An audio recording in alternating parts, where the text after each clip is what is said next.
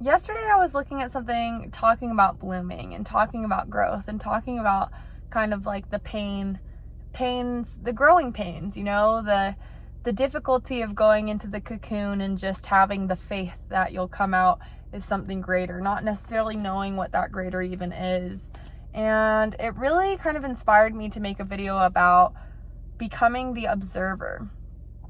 And that was something that was kind of difficult for me before. I think a book that has really helped me with becoming the observer is The Untethered Soul. So if you guys haven't read The Untethered Soul, I really highly recommend it. But why becoming the observer is important is because it's almost like you're empathizing with your physical body, spirit, mind, or whatever. I don't even want to say spirit, but you're you're emphasizing with your physical circumstances, but you're not letting it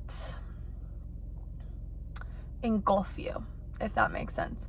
You're not letting it become you. You're not letting it, like, the sadness or happiness or all these things have a home within you or live within you. You're observing them. And it's kind of similar to the way that when we see, clouds going through the sky or a storm passing through, it's like you can observe them and they can affect you. Like, don't get me wrong, they can affect you. I mean, like a sunny day versus a cloudy day is going to impact how you feel that day. I mean, for sure, like, it impacts your feelings. But it doesn't necessarily have to become you. It's something that floats through the sky and is temporary. And as I was discussing in the last video, something that is actually quite beautiful about life is its impermanence. And the fact that there's nothing in life that can last forever. And that includes the good sides, If you're happy with it including the bad sides, then we need it to include the good as well. There's an ebb and flow to life. And again, instead of fighting that like, and wanting to go, in opposite directions than how life is, or hoping for the flow part at all times, why don't you just become the flow at all times? Like, why don't you just realize that life is going to be up and down? And if we surf with it rather than swim against it, then we'll have a much easier time. But becoming the observer, why has it been so great for me? I don't really know how to explain exactly what brought me to this. I think it was a lot of that little girl is pretending to be the crow. I think it was a lot of self-reflection and trying to find that observer within me. Because they always say that you are the I am part of, when you say, like, I am Liliana, you're actually the I am. Someone assigns you the name of Liliana. Someone assigns you, the titles that we carry. But who we really truly are, deep down, is the soul beneath it all, the one that's really kind of watching everything play out. The one that's experiencing the pain, but that isn't the pain. The one that's viewing it and experiencing it. The one that's experienced seeing the happiness, but isn't in it. And a good way to kind of like think about this or perceive this is if you were to put on a VR headset. Now, if you were to put on a VR headset and you were to feel everything that the people are feeling, the feelings, the emotions, you're like fully in it, right? Like, you're consciously in that life. Like, if you could kind of have all the senses within the VR headset, it would be really similar to like what's going on now, right? Where we can feel all the things, but we are just watching it at the end of the day, aren't we? We're using our senses to kind of watch it.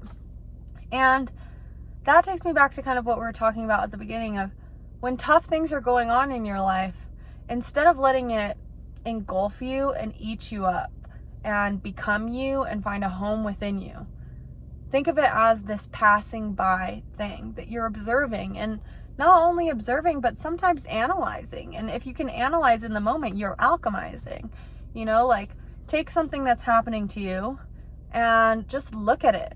Look at it like a scientist almost, like you're really trying to observe what's going on in this part of your life.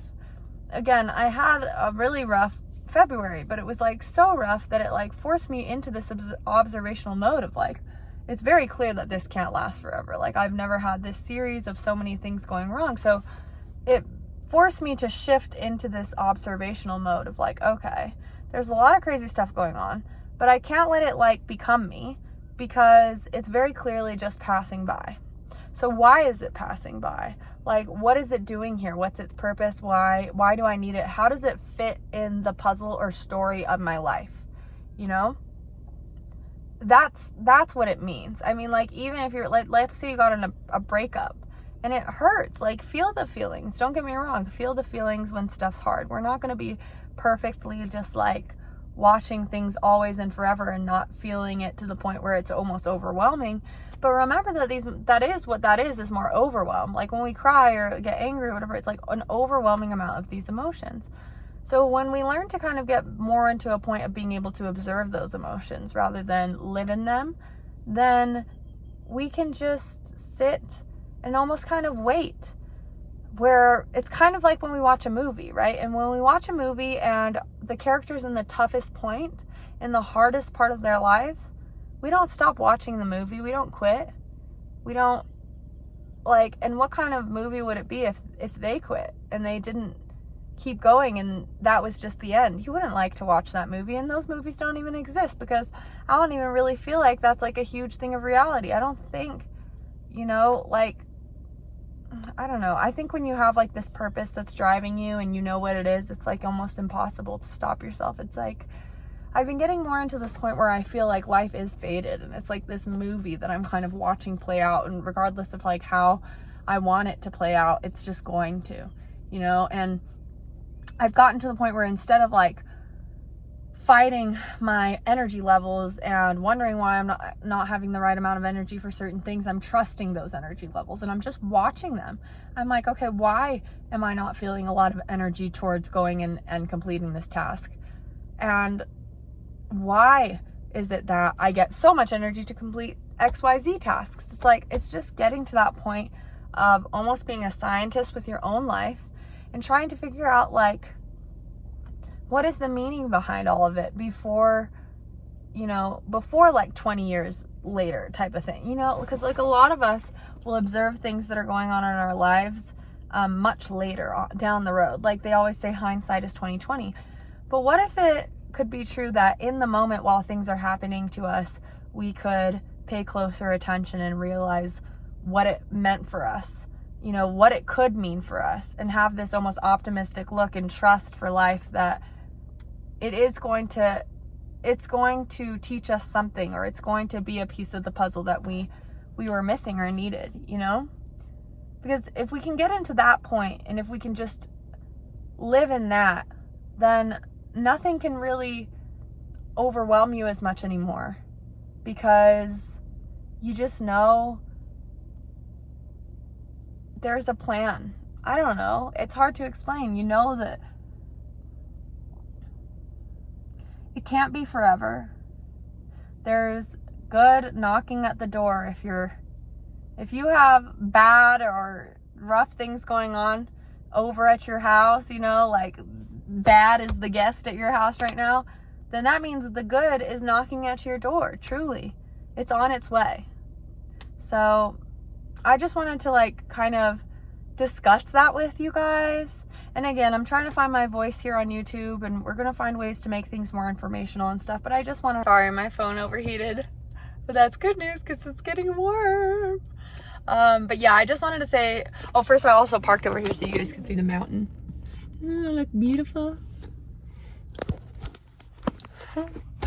But yeah, I just wanted to say I'm gonna do my best to kind of keep making these better and better, and like find a way to have a rhythm of making it just like as useful as possible for you guys. So I'm trying to figure out like kind of how to do that, if it's best to do off the top or plan things out, or I don't know, but we'll see as we go.